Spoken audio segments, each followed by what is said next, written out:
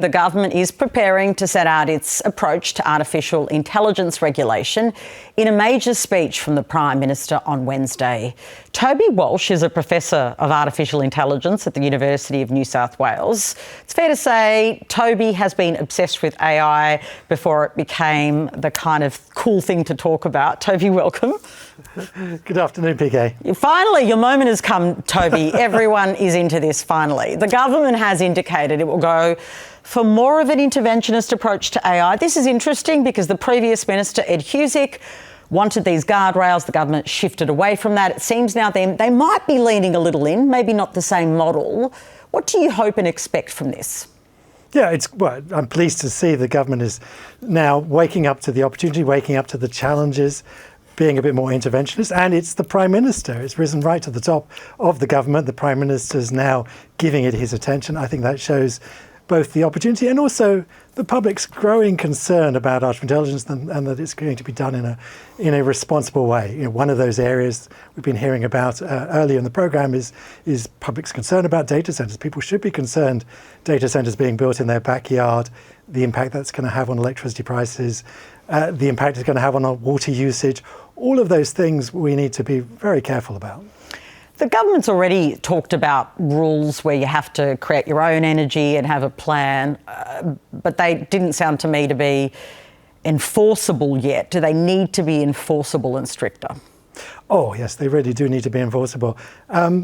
We are a really attractive place to be building these data centres. We've got the second largest pipeline of data centres in the world after the United States. We're only the 12th largest economy. So there's 10 economies that are much bigger than us that aren't building as many data centres. So we are a really attractive place. We've got plentiful renewables. There is plentiful land. I don't understand, why aren't we building data centres in, old coal-fired power stations that are being shut down?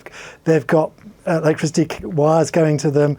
Their communities probably would welcome the jobs and the investment being made in their area, as opposed to building them in suburbs where it's really going to be imposing upon the people. By talking so much about what we're scared of, is Australia risking, though, missing out on investment? There was a comment this morning from James Patterson who said that, some foreign actors want us to be slow here because there's an advantage to them being ahead of us. Well, there is a global AI race. The United States, China, Europe, they're all looking to win this race. And I do fear that the government is focused just on the risks and not investing in the opportunity. We see, many of our competitor nations, United Kingdom, investing billions of dollars. South Korea has just announced an investment of $1 trillion in AI and chips. So along with regulations and worrying about the data centres being built in responsible ways, I would want to see, and I fear I'm not going to see it, the government investing in the future, investing in people, investing in skills, investing in AI models, because AI takes more than just having enough compute. There's everything else that needs to go in the pot as well. How about deals with big AI companies that are well established, like Anthropic? Well, again, given that there's this already, we've got this huge, great pipeline of data center investments, I don't see that there's any need for us to sell out. I mean, it's a bit like when you go and negotiate with the second-hand car salesman. They start out very tough, but they're going to easily weaken, and we shouldn't capitulate on our creative industries. There's absolutely no need for us to sell out our creative industry. These big companies are making licensing deals both here and overseas in the United States. They're paying for the content. Of course, they'd love to get it for free if we would capitulate on that. But there's absolutely no need to do that. Okay, so you're saying don't roll over to these big companies. Another big issue is sovereignty, and Andrew Hastie was on a little earlier.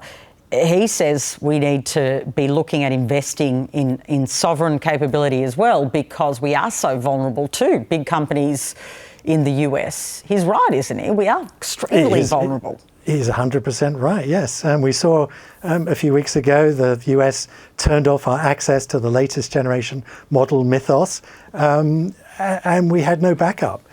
So we should be investing in building our own models. We can afford to do that. There's open source models we can do. We can build smaller, specialized models that cater to do things that are relevant for Australia. We want to build models that help us fight our bushfires, manage our ecology, access our rare earth minerals. Those are things that we can actually build models for. We don't have to wait and pay the US tech giants for those models. We could build those ourselves and export them to the world. Right. So you think we can become leaders still? Because I think there's a view that that's all happened now. They're way ahead of us. There's no way we can compete.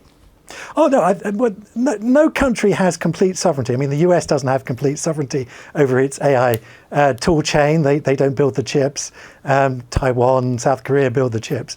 And the chip machine, South Korea and Taiwan don't build the chip-making machines. They're built in Europe, in the Netherlands. So no one has. But you need to have something to play with. You need to have something to bargain with. And there are plentiful places where Australia could lead the world in the AI space. Solving things that are particular to Australia, whether it be our bushfires or flooding. There's lots of problems. We've got fantastic medical data that we could be building wonderful AI models to help Australians be healthier and then export those to the rest of the world. Thank you so much for joining us.